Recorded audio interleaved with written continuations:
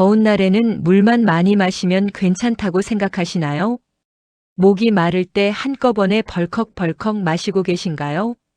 화장실에 자주 갈까봐 물을 일부러 줄이지는 않으시나요? 시원한 커피나 달콤한 음료를 물처럼 드시는 분도 계십니다. 그런데 우리 나이에는 물의 양만큼 마시는 방법도 중요합니다. 오늘은 여름철 수분 섭취 실수와 올바른 방법을 알려드리겠습니다. 안녕하세요. 혜연이의 건강 100세 라이프입니다. 저도 71세 시니어입니다. 우리 나이에 건강을 지키는 일이 얼마나 중요하고 또 얼마나 쉽지 않은지 잘 압니다. 오늘 내용이 도움되셨다면 구독과 좋아요 부탁드려요. 과장 없이 따라 할 수 있는 건강 습관을 쉬운 말로 전해드릴게요. 여름만 되면 이런 말을 많이 듣습니다. 물을 많이 마셔야 합니다. 맞는 말입니다. 더운 날에는 땀으로 수분이 빠져나갑니다. 그래서 평소보다 물을 잘 챙겨야 합니다.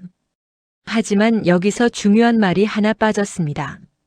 내 몸에 맞게 마셔야 한다는 것입니다. 무조건 많이 마시는 것이 정답은 아닙니다. 반대로 너무 적게 마시는 것도 위험합니다. 우리 몸은 갈증으로 물이 필요하다는 신호를 보냅니다.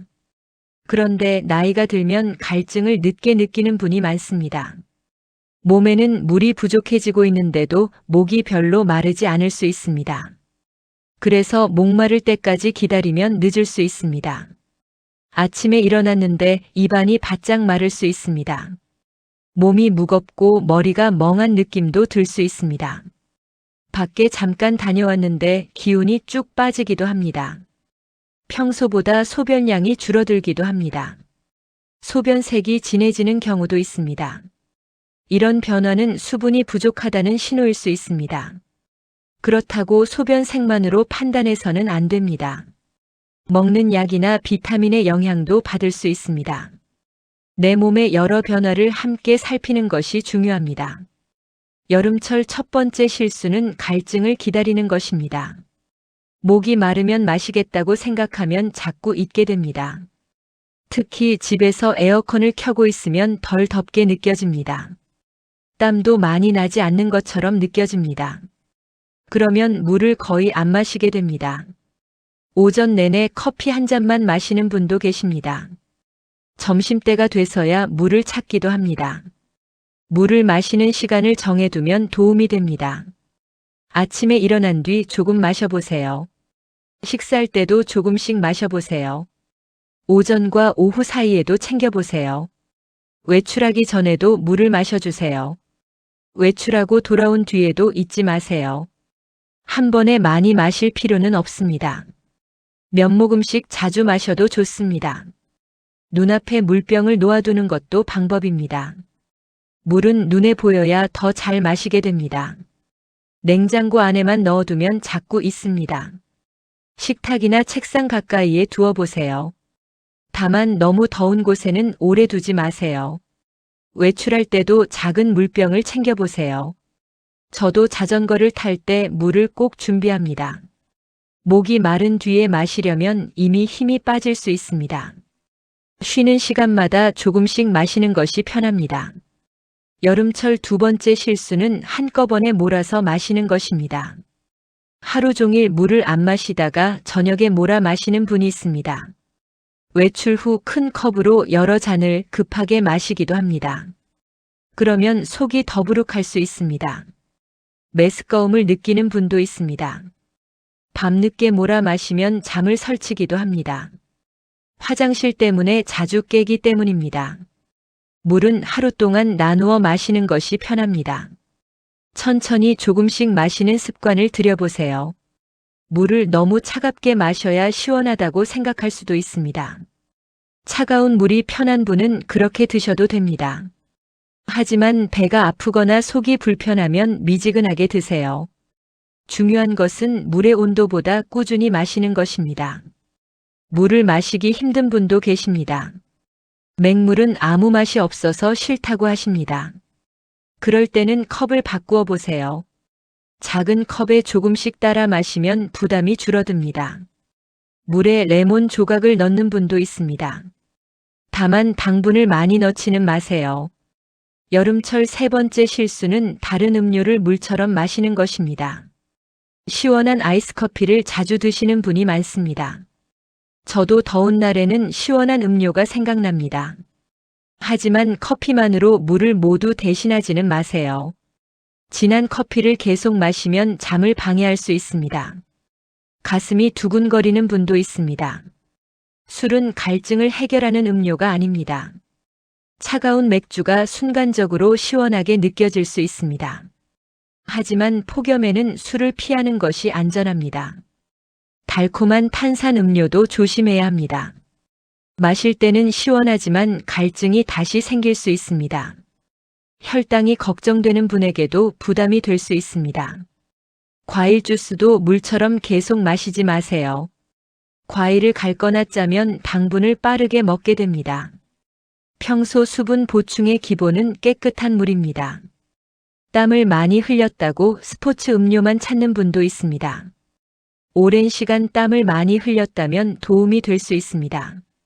하지만 평소 집에서 생활할 때는 물이 기본입니다. 스포츠 음료에는 당분과 나트륨이 들어갈 수 있습니다. 혈압이나 혈당이 걱정되면 성분을 확인하세요. 여름철 네 번째 실수는 물만 믿고 계속 활동하는 것입니다. 물을 마셨으니 괜찮다고 생각하면 안 됩니다. 한낮의 뜨거운 햇볕은 몸에 큰 부담을 줍니다. 특히 정오부터 오후까지는 더위를 조심해야 합니다. 장을 보러 나갈 때도 시간을 조절해 보세요. 걷기 운동도 이른 아침이나 저녁이 좋습니다. 기온과 습도가 높은 날에는 운동량을 줄이세요. 평소 1시간을 걷더라도 시간을 줄일 수 있습니다. 운동을 쉬는 것도 건강 관리입니다. 무리해서 목표를 채울 필요는 없습니다. 저도 여름에 자전거를 탈 때 속도를 낮춥니다. 그늘이 보이면 쉬어갑니다. 물도 마시고 몸 상태를 확인합니다. 우리 나이에는 오래 하는 것이 더 중요합니다. 더위를 참으며 운동하는 것은 자랑이 아닙니다. 집안에서도 더위를 조심해야 합니다. 선풍기만 켜고 참는 분도 계십니다. 실내가 너무 더우면 시원한 장소로 이동하세요. 에어컨을 적절하게 사용하는 것도 필요합니다. 옷은 가볍고 헐렁하게 입어주세요. 샤워나 시원한 물수건도 도움이 됩니다.